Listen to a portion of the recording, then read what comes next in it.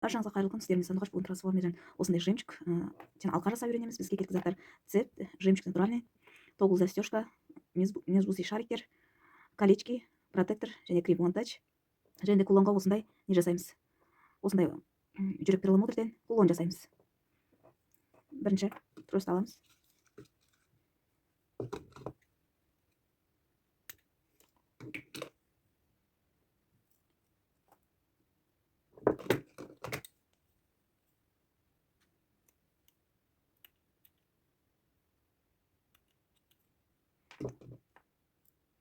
Бәрін төкпейміз, жемшіміздің тек керектісін ғана аламыз.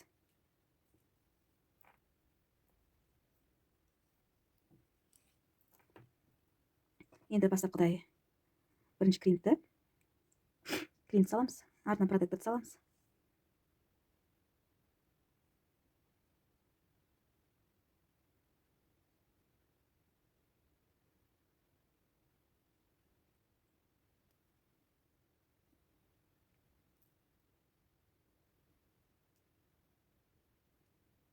Протекторды салдым, енді бекітеміз.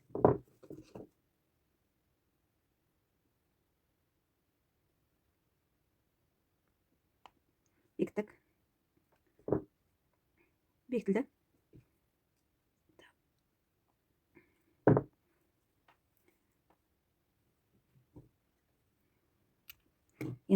Енді жемчугімізді өткіземіз. Сіздер өздеріңіз қалауларыңызда мезбусиді көбірек әр жемчугтың арасына салуға болады, және мен сияқты қазір 3-те 1 қылып салам.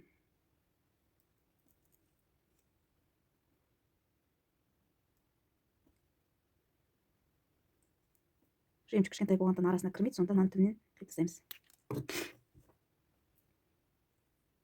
Міне қидық. Енді бусині салмай қоюға да, мезбуси шарикті салмай қоюға да болады.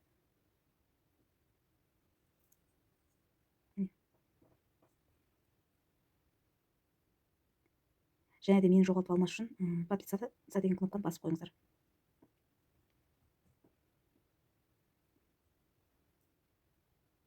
Егер де осы видеомда түсінікті емес болса, онда басқа видеодан да қарауға болады. Сол жерде түсінікті болуы мүмкін.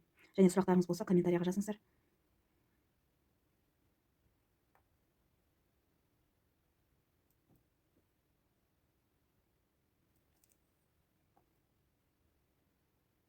Және де бұл заттардың бәрін қайдан аламын десеңіздер, фурнитура сататын магазиннен алсаңыздар болады.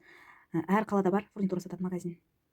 Алматы қаласы, Қарағанды, Қостанай, Талдықорған, Шымкент барлық қалада бар.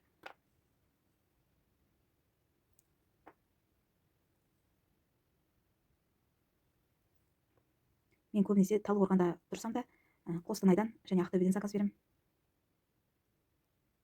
Почта арқылы. Және де цеппен бірдей болу керек.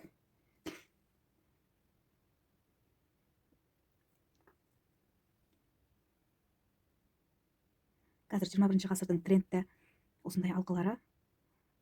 Үйренудің де еш қиындығы жоқ. Тек заттарын тапсаңыздар болды. Еш қиындығы жоқ жасаудың.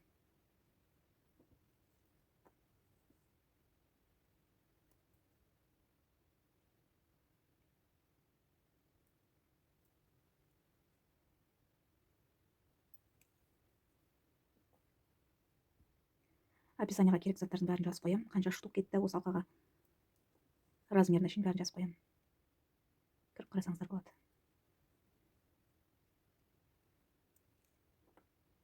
Егер де жеке сұрақтарыңыз болса маған, онда менің инстаграмым төменгі описанияның астына жазып қоямын. Инстаграмды соған кіріп, сұрақтарыңыз болса жазсаңыздар болады.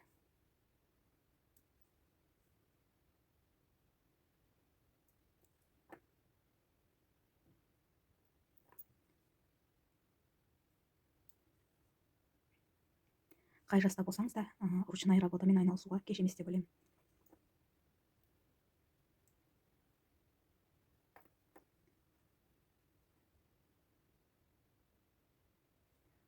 Дизайн тіптен өздеріңіз ойлап тапсаңыздар, тіптен күшті болады.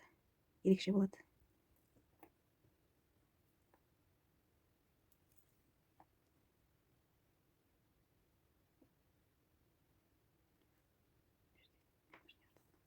Цеппен бірдей болу керек. Міне, цеппен бірдей.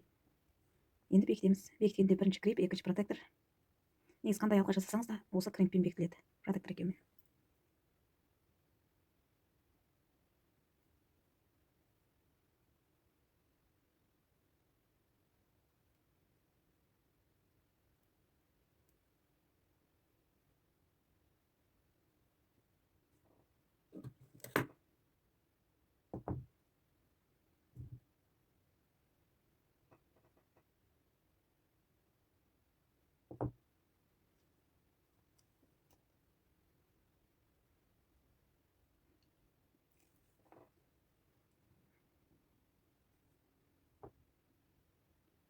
Енді бекітеміз кремпімізді.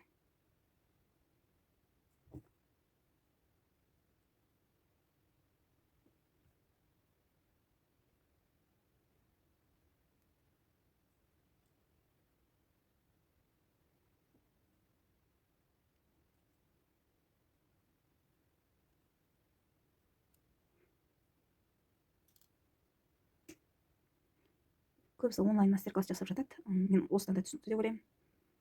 Бизнес бастағыларыңыз келсе осыны. Артық дұрысты қиып тастайсыздар.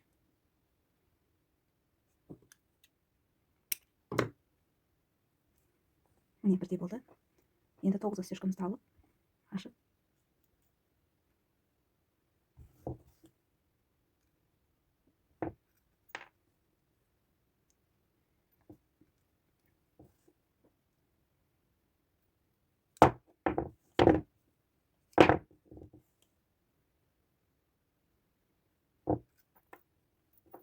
Мына жерден де осындай немізді алып, колечкемізді цепке өткіземіз, екінші жағын жемшіктің протекторына өткіземіз, бекітеміз. Енді тағы бір колечкемізді алып,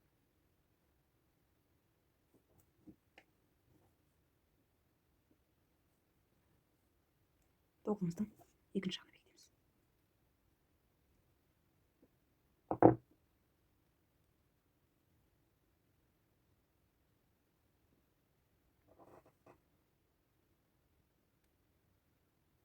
Бекіттік. Алқамыз дайын. Енді кулон жасаймыз. Кулонға осындай пены, гвоздик дейді.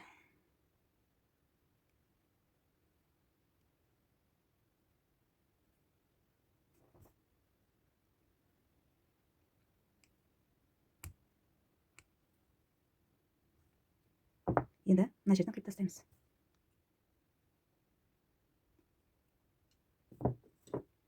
Енді круглый кубысымызды алып,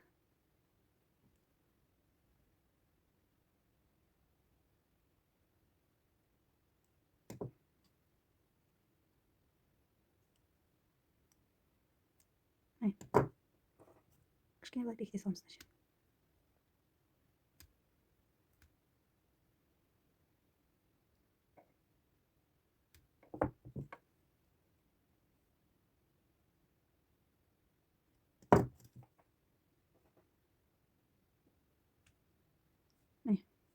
Бекіттім.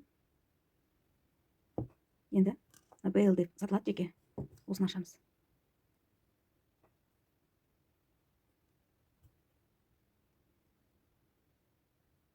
Аштық. Кеңдей қылып ашамыз.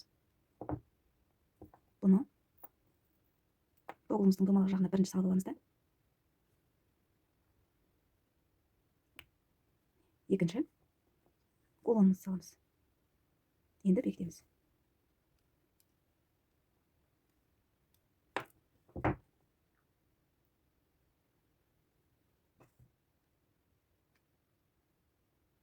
Бекіттік.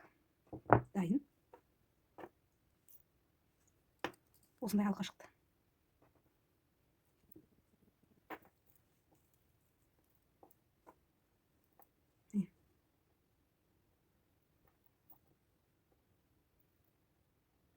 Және де сырғасы.